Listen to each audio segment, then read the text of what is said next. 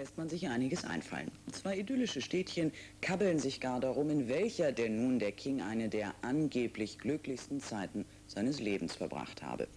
Eines dieser Städtchen hat immerhin auch einen Elvis Presley Platz, den einzigen übrigens außerhalb der USA. Da könnten sich die Berliner durchaus ein Beispiel nehmen, denn im Gerangel um einen Berline-Dietrich-Platz führt man sich hier wesentlich provinzieller auf als in der Provinz. Ein verschlafenes Städtchen im Hessischen. Wer würde vermuten, welche außerordentliche Bedeutung diesem Ort zukommt? Aber in der Tat, für Fans des King ist Friedberg nicht aus der Landkarte des Elvis-Imperiums wegzudenken, denn hier verbrachte der hüftenschwingende Barde in zartem Alter seine Militärzeit. Die Stadt ist sich ihrer kulturgeschichtlichen Verantwortung durchaus bewusst und benannte kurzerhand einen Platz nach dem ehemaligen Mitbürger. Der Initiator dieser Ehrung erinnert sich an die erste schicksalshafte Begegnung. Dann kam der große Augenblick, wo wir also mit voller Freude Elvis Presley hier als junge Burschen begrüßen durften. Und das war für uns junge Kerle damals ein großes Erlebnis, denn wir waren ja von dieser Rockmusik damals geprägt. Und das war auch die Zeit, die eigentlich für uns eine schöne Zeit war. Und dann denjenigen zu sehen, der diese Rockmusik verkörperte, das war ein tolles Erlebnis für uns. Im Oktober 1958 musste der vielversprechende Jungstar vorübergehend die Gitarre gegen Seesack und Koppelgürtel tauschen und zog in Friedbergs Ray Barracks. Auch hier hat der musikalische Wehrpflichtige seine Spuren hinterlassen. Zwischen Vehikeln aus dem Zweiten Weltkrieg und Golfkriegsausrüstung gibt es tatsächlich ein kleines Elvis-Zimmer. Ja, auf diesem Stuhl ließ sich der King die königlichen Haare stutzen und in den Vitrinen in der Ecke sind diverse fotografische Aufnahmen des jungen Rekruten in Ausübung seiner militärischen Pflicht zu sehen. Und jetzt kommt der Haken. Der Rockstar wohnte nämlich mit Vater, Oma und Sekretärin in der Nachbarstadt Bad Nauheim im feinen Hotel Grunewald. Manche sind eben gleicher als gleich. Eine fast perfekte Idylle hätten nicht eines schönen Tages die Leibwächter des King aus purer Langeweile fast das ganze Hotel abgefackelt. Allein die Hotelbesitzerin war längst dem Charme des schönen Sängers erlegen. Und er war ein so schöner junger Mann damals. Und seine Art, sich zu verbeugen, machte einen ausgezeichneten Eindruck auf uns. Wir haben gesagt, also sein Benehmen sieht so aus wie von einem Eton Boy, höflich und smart in seiner Art. Hat uns sehr gut gefallen. Sei's drum, den anderen Gästen waren die Späße dann doch zu viel und der King musste ausziehen. Fortan logierte er in einer eleganten Villa am Platze. Und da liegt der Hase im Pfeffer. Welches ist denn nun die echte Elvis-Stadt? Bad Nauheim jedenfalls ließ dem Sänger ein Denkmal errichten, das übrigens regelmäßig von Lippenstiftflecken gereinigt werden muss. Irgendwann musste er dann doch zum Städtele hinaus, der Elvis. Unzählige tränenfeuchte Teenagerwangen hinter sich lassend. Der Rest der Geschichte ist weitgehend bekannt. Und übrigens, unsere beiden Städtchen, Friedberg und Bad Nauheim, haben sich mittlerweile geeinigt und nunmehr beschlossen, sich gemeinsam als Elvis' zweite Heimat in der Tourismusbranche zu profilieren. Aus Japan und Australien, Europa und Amerika. Zehntausende Fans des einstigen King of Rock'n'Roll Elvis Presley überschwemmen in diesen Tagen die amerikanische Blues-Metropole Memphis. Das Ziel der Wallfahrt ist Graceland, der Herrensitz ihres Idols. Dort hat Elvis einsam gelebt. Dort ist er vor 20 Jahren am 16. August 1977 im Alter von nur 42 Jahren gestorben. Doch sein Mythos ist unsterblich, ob nun trotz oder wegen seiner Exzesse. Der Rockstar mit dem legendären Hüftschwung war drogen- und fresssüchtig, ließ einen Wasserfall im Wohnzimmer plätschern und gab Showauftritte im goldenen Cadillac. Ralf Vogestraat über die Elvis-Verehrung.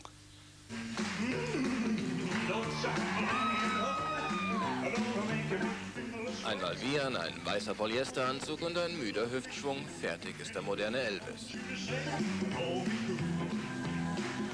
Kein Zweifel, Elvis lebt und die Frauenherzen beben immer noch, wenn sie ihn sehen, auch wenn sie ein bisschen mehr Körpermasse zum Beben bringen müssen. Graceland 97. 20 Jahre nach dem Tod des King of Rock haben sich Jünger und Elvis-Propheten zur Wallfahrt versammelt. Es gibt Elvis in allen Preis- und Gewichtsklassen. Die Stimme lässt zwar manchmal zu wünschen übrig, aber dafür trägt Elvis jetzt Turban.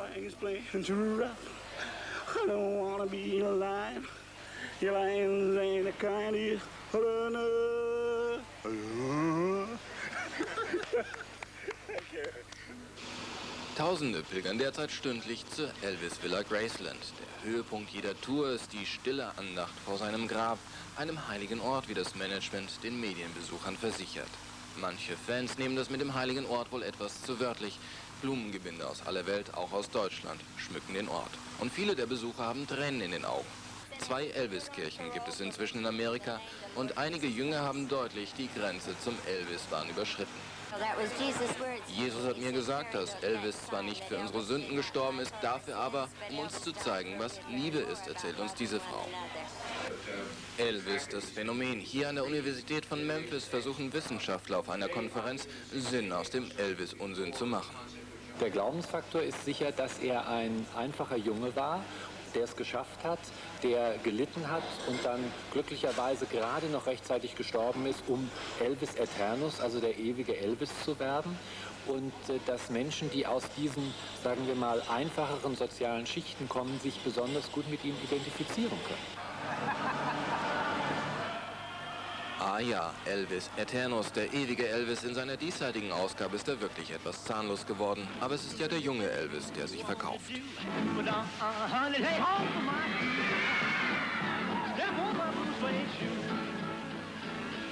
Elvis Presley Enterprise, die Firma der Elvis-Erben, sorgt mit eiserner Hand dafür, dass die Elvis-Dollar in die Familienkasse rollen. 100 Millionen Dollar Jahresumsatz macht die Firma, mehr als die meisten lebenden Musikstars verdienen. Und Elvis wäre wohl beeindruckt, war er doch fast pleite, als er vor 20 Jahren starb. Thank you very much.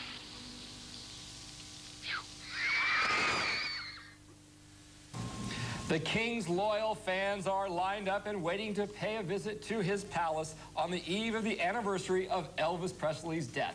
Live from Graceland, I'm Paul Verkamen. And I'm Lauren Sidney, and we're inside the racquetball court here at the famed Presley home, which is now the awards room. We'll get to that a little bit later, but Paul, did you know that Graceland is the second most visited home in the United States, first only to another famous musician? Well, that's a sort of an easy answer. I guess the first place would be the White House, home to our first sax player. Right you are, and you just won a free tour of Graceland, my friend. Well, I thank you for the free tour, but what does that mean for you? Well, you can come along for a tour as well, and we're going to start in Graceland's parlor. We usually average between 650 to 700,000 a year, maybe a little more. The couch, all the furniture in here is special made. The couch is actually 15 feet long. It's all one piece. This picture was given to Elvis by his father, Vernon, in Christmas of 1976, and it turned out to be their last Christmas together because Elvis died in August of 77. Yeah, this is a 1974 Story and Clark piano. He bought it that year and had it moved into Graceland, and they had several sing-alongs in here over the years. J.D. Sumner and the Stamps would come over. They'd sing a lot of gospel music a long time, way up into the night. James Brown even came over one night, and he and Elvis sang Old Blind Barnabas. This is what we call the TV room. Obviously named because of 3 TVs in the wall. If you look over to the right, there's a lightning bolt on the wall. That's usually, whenever you're at Graceland, that's accompanied with the letters TCB, which all together stands for Taking Care of Business in a Flash. That was his little logo he adopted in the 70s. This is the den. The media nicknamed this the Jungle Room when we opened up for tours. The furniture you're looking at all came from a furniture store in Memphis called Donald's Furniture. It's all hand-carved white pine except for this coffee table, and this is black cypress. Story has it he went to the store just looking around, and the furniture reminded him of a place he'd seen in Hawaii. This big chair was actually turned out to be Lisa Marie's chair. That's actually her teddy bear. Elvis, as a matter of fact, would come down here and sit on this end of the couch to the right side and have his breakfast, which was about 4 o'clock in the afternoon for him because he stayed up at night and slept during the daytime. If you look up, you'll see some carpet on the ceiling. This started out being a decorating fad in California back in the 60s. When they got it up, he realized it was very good for acoustics and for recording in here, so they thought they'd try their hand at that. And they recorded from Elvis Presley Boulevard, Memphis, Tennessee, the entire album in here. And they recorded 6 songs off of Moody Blue, which was his last release. You know, I've been out in the racquetball building, that's probably the place where you would hear the most stories about it all, because he was out there a few hours before his death, played racquetball, went down the lounge area, played a couple of songs on the piano, then went upstairs and was found dead a few hours later. Sometimes it is neat to actually think to yourself, you know, you've done this a million times, but you're actually in Elvis's house. You're walking across his floor. you're locking his door. And not a lot of people can say they've done that. So it's just kind of a neat little memory I guess I'll have whenever everything's over with. Back here live at Graceland Trivia Time. Did you know an estimated 700,000 people visit Graceland each year?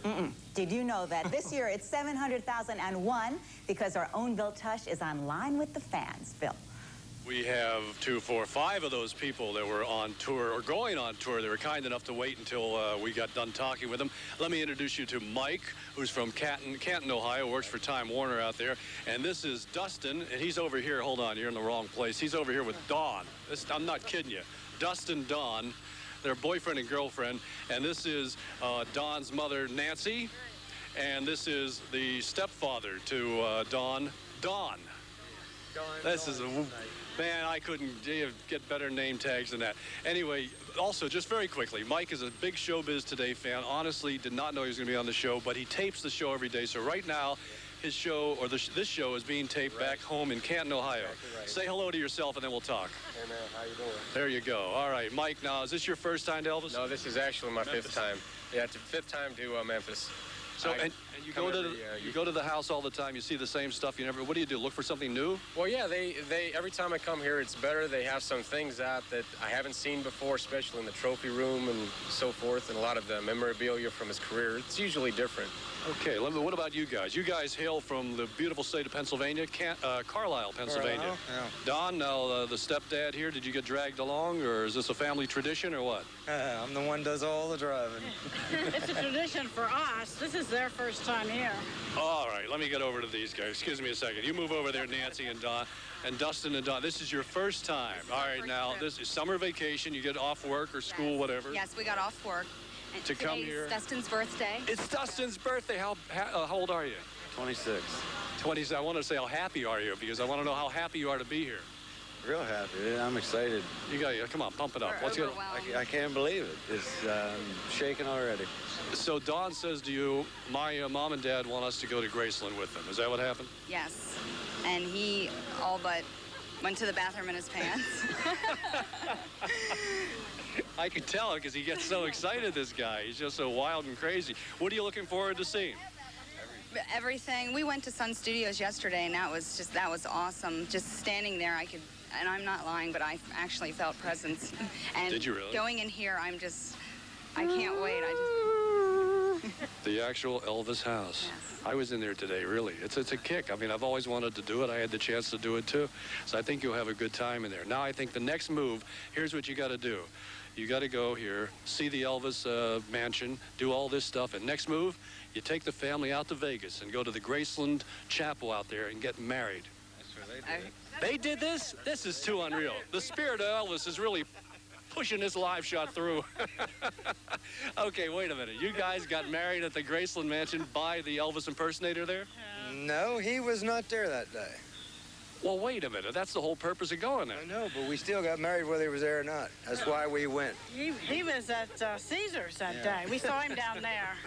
Well, you know what you can do what so many other people do when they go out there? They just renew their wedding vows. Oh, we intend to do that. Or you can talk these guys into going out. I'm going to try to talk them into definitely going along at the same time. Okay, and we're thank you, everybody, and to the poor, lonely stepchild, Mike, over there from Canton. That's our little thing here from outside of Graceland. It's been fun. We're going to take a break, and then there's more Showbiz Today. Don't go away.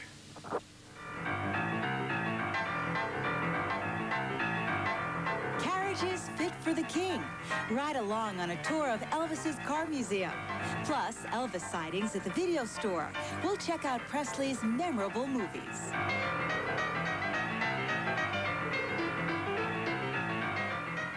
The street. Me and Elvis used to pull up in our car and buy clothes. That's what I think. Maybe 56 and 57.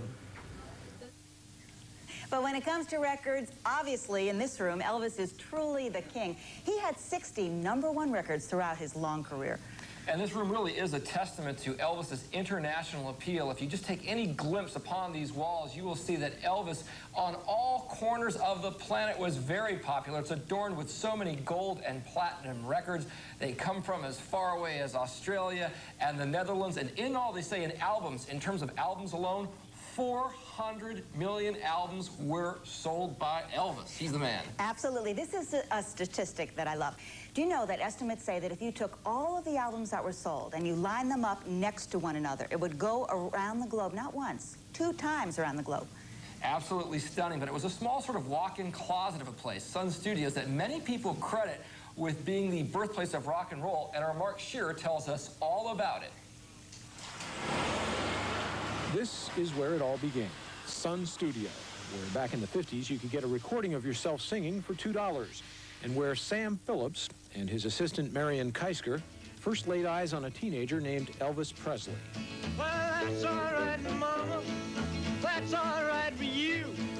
That's all. The story's been told countless times. It was July 5th, 1954. Presley, brought in to sing with Scotty Moore and Bill Black, started fooling around with a song by Arthur Big Boy Crudup, and Sam Phillips heard the sound he'd been waiting for. That's all right, Mama, anyway. What we wanted to do is challenge Barry Como and Dean Martin and Doris Day and all of those great singers. We knew we had to do something that was very special, that would orient itself to the younger people, and that they would have, and it would have a beat. A couple days later, Sam gave the record to Dewey Phillips, no relation. Dewey was a DJ on the local radio station. He played Elvis's record and had Elvis live in the studio, much to the surprise of Elvis's high school classmates. Well, I thought it was pretty good because I was playing rock and roll music, what we call rock and roll at the time, or rockabilly, and I thought it was right in there, right on top of it, and I said, wow, I couldn't believe that Elvis was, you know, so aware as to what was happening with music at that time, to be right on top of the trend. Elvis, of course, caught fire. Sam Phillips wound up selling his contract to RCA for $35,000, which he used to keep Sun Records thriving. He's a Memphis fixture to this day. And so is the studio he no longer owns. It's got a cafe and a gift shop next door, an exhibit area upstairs, and the studio itself is still in use. For their Rattle and Hum project, U2 recorded at Sun with B.B. King, one of a host of musical legends who got their start here. And in the tour, we play parts of songs that go along with the history that we tell you about. And when you're sitting in this room and you hear those songs reverberating off these walls, I mean, right there, goosebumps. See, I'm just talking about it. I'm here every day, and it's, you know, that's real special. This is, just has a great feel here. I'm leaving town, baby. I'm leaving town for sure. Well, then you won't be bothered with me hanging around your door, but that's all right. Mark Shearer, CNN Entertainment News, Memphis. That's all right. The video store. Elvis lives on at the rental counter when Showbiz Today continues.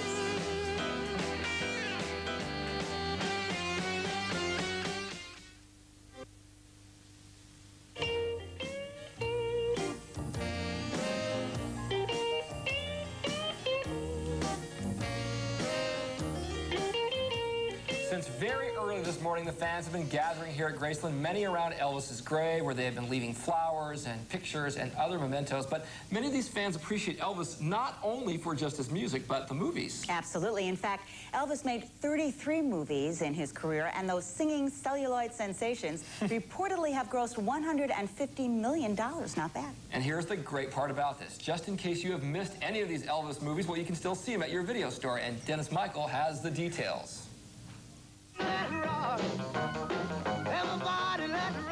Jailhouse Rock in 1957, one of the earliest Elvis movies, was full of promise for the young king. The Lieberstaller tunes complemented the king's early charisma, but as the 50s turned into the 60s, the movies became the prison for Elvis. Rebellious youth was traded in for high roller oiliness, and success at the box office didn't improve Elvis's way with dialogue. Are you sure you're a mechanic? Sure I'm a mechanic. I mean, you got here just in the nick of time because we're going to dismantle this whole thing. Completely. MGM Home Video has recently released 18 of Elvis's movies to capitalize on the current passion for Presley. Although the ad copy calls them unforgettable, many of them are eminently forgettable. Witness Harem Scarum, where the king gets embroiled in a plot to assassinate an Arab potentate and falls in love with his daughter, Princess Shalimar, portrayed by the somewhat less than ethnic-looking Marianne Mobley. Nevertheless, the movies provide the only visual record of Elvis from the late 50s through the 60s. Hardcore fanatics might even take a look at MGM Home Video's limited collector edition, all 18 tapes packed in a guitar case. See you at the rental counter. Dennis Michael, CNN Entertainment News, Hollywood. He was kind of a man in turmoil. That though he looked so perfect from a distance, at least up to those final years, he looked so perfect from a distance, there was so much trouble underneath. There was a real darkness descending. I think people kind of like that element of him, that there was so much pain as well as, you know, triumph as an entertainer. A lot of them did it out of a feeling of, I guess you could say, sadness when Elvis died 20 years ago, August 16th, 1977. A lot of people really missed him, and this was one way to fill the void, both for people who impersonate Elvis and for people who used to like to see him and buy his records. It's photo documentary evidence that Elvis is still alive. Not only still alive, but appearing in all sorts of historic events in the last 20 years since his alleged death. And it turns out that his death was fake.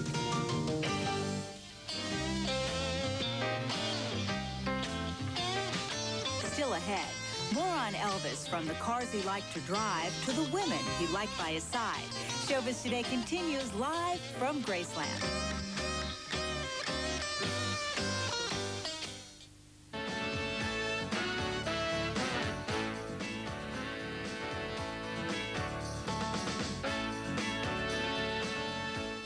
Well, we know there are two things that Elvis really loved, that is fast cars and beautiful women. That's right, Paul, and many of them are on display right here at Graceland. The women, is that legal? No, the cars. All right, let's turn the wheel over to Bill Tush, who has to get us out of this mess. Bill, where are you? Thanks, guys. We're at the Elvis Auto Museum. This is probably the second favorite part of the whole Graceland tour. Would Craig Johnson from Chicago agree with that? Absolutely. Craig is going to be with me here. We're going to have a trivia face-off. Now, this is Elvis's 1955 Cadillac Fleetwood that they said he bought for his mother, but in fact, it wasn't his mother's car, was it? It actually was his mother's car. Why, she didn't drive? But she didn't drive, absolutely. She didn't have a driver's license, but it was he bought it for her mother. It actually wasn't even pink when he bought it. It was like yellow or something like that, and he had it painted pink, especially for his mother. Because it was white. So actually, pink was not a Cadillac color back in 1955, huh? And by the way, this man is not a professional. And by the way, our cameraman's doing things, neither is he. Anyway, I'm just kidding.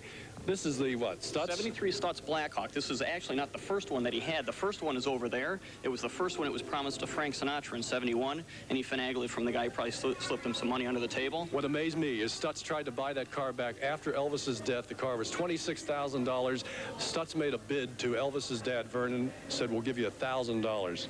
Absolutely. Pretty tight on their part. Absolutely, and it's interesting because Vernon was real tight with a buck, and I'm surprised he didn't give it up for just about anything. Let's go over here to Elvis's toys. Boy, this guy's good. I'm telling you, I just met him here. He knows all the stuff. Did you know that that car got wrecked, and that's why it's over there? A livery was driving it in California, and it got wrecked on the way there, so he stored it out back at Graceland for like 10 years or whatever, and that's why he bought this one, because he couldn't restore it. Get over here.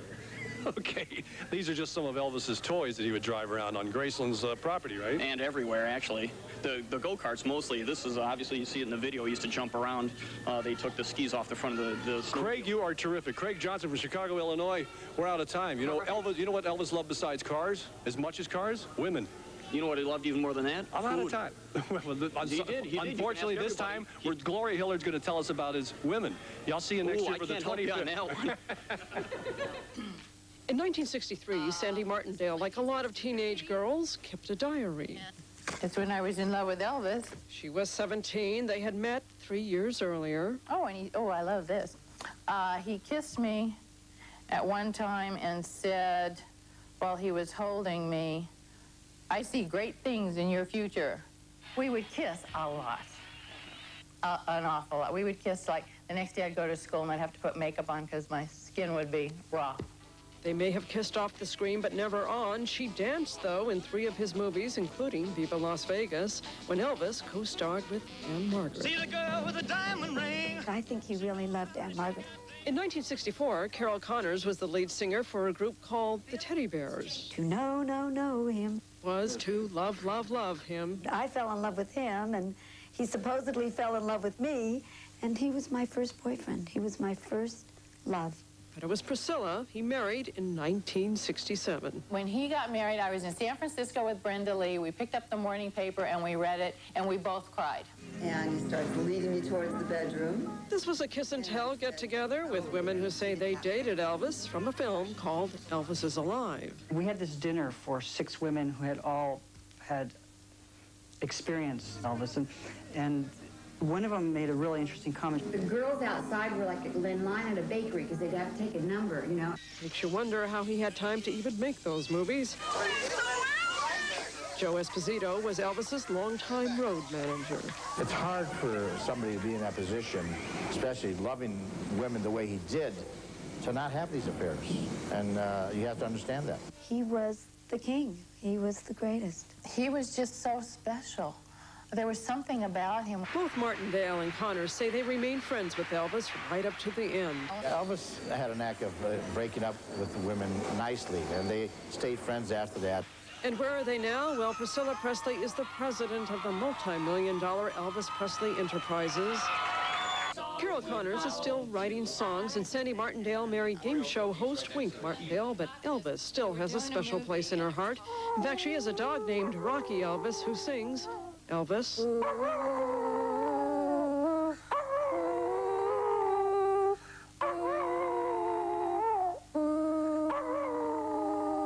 Gloria Hillard, CNN Entertainment News, Los Angeles. Oh, absolutely. Can't top that, and there is no question that Elvis did indeed love his women. And there's absolutely no question that Elvis's fans adore him, and there promises to be a stirring candlelight vigil tonight at 9 p.m. Memphis time. And Paul, we should also note that the vigil is one of the few somber moments of Elvis Week, which is more celebration of his life than his death. And we will cover that celebration here on CNN throughout the weekend with updates, so make sure you stay tuned. But right now, we are all shook up because we are out of time. But we're going to leave you with the Great Ball of Fire, Mr. Jerry Lee Lewis, performing Thursday night at B.B. King's. So long, everybody, from Memphis.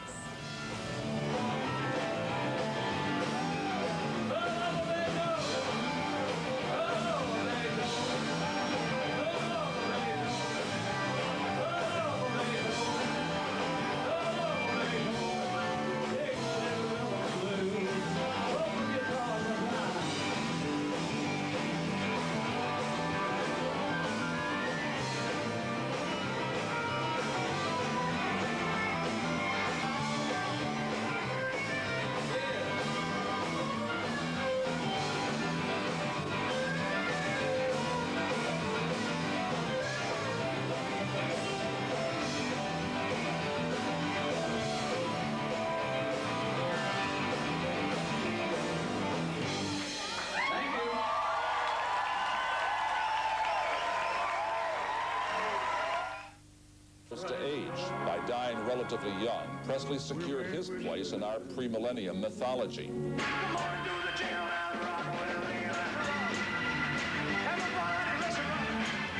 Yes, his talent was enormous.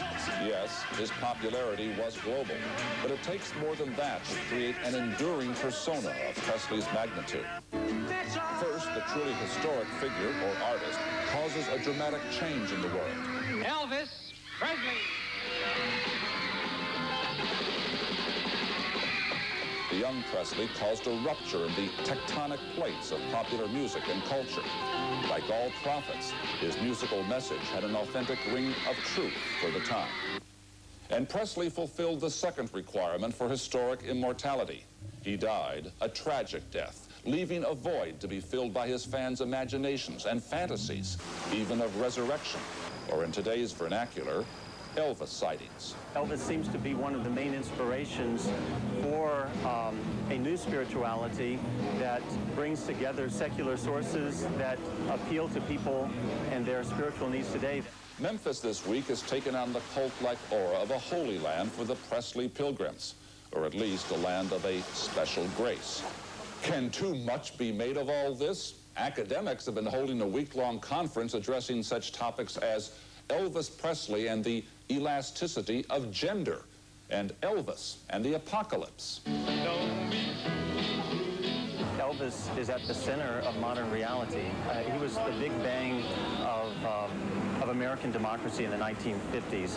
He finally brought to center stage our constitutional guarantees of life, liberty, and the pursuit of happiness, all of which Elvis seemed to embody for many people.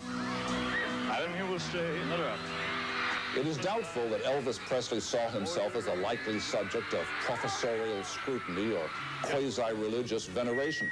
But like other historic and ultimately tragic figures who have received such adulation, that was a fate far beyond the control of a mere mortal. Rock and roll. Derek Utley, CNN, New York.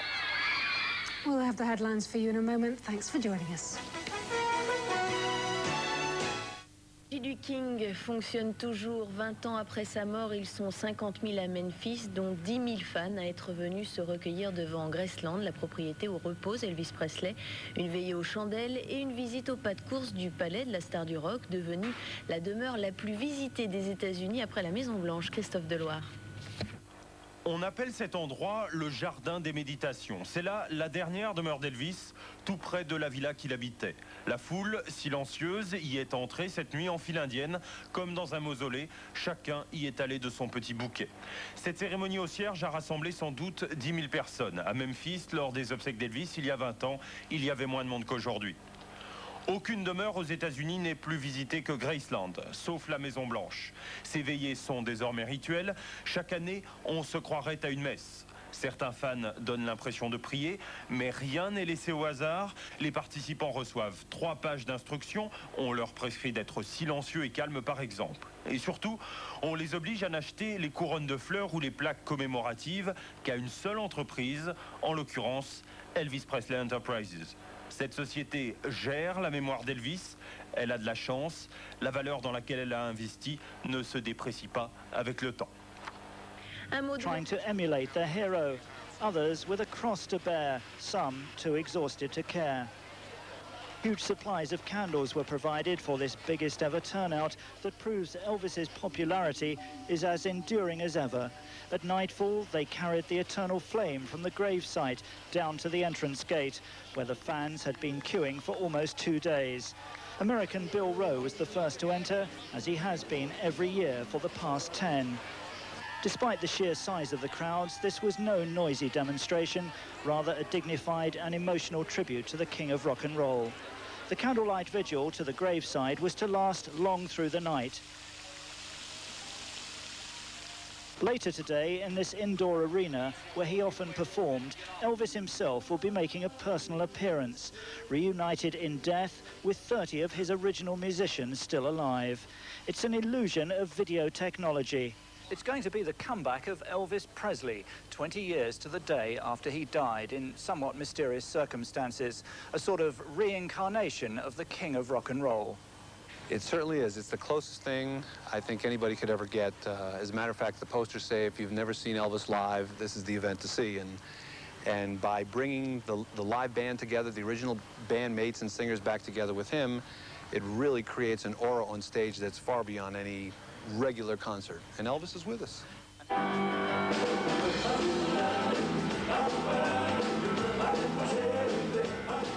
The trick will be getting Elvis to sing to the beat of a live band. A youthful Elvis, that is. His famous backing singers, the Jordanaires, now 20 years older. Elvis, had he lived, would now be 62. Christopher Morris, Sky News, Memphis. Alan, you should be up there. A little more on that later. They were trying to make... Anyway...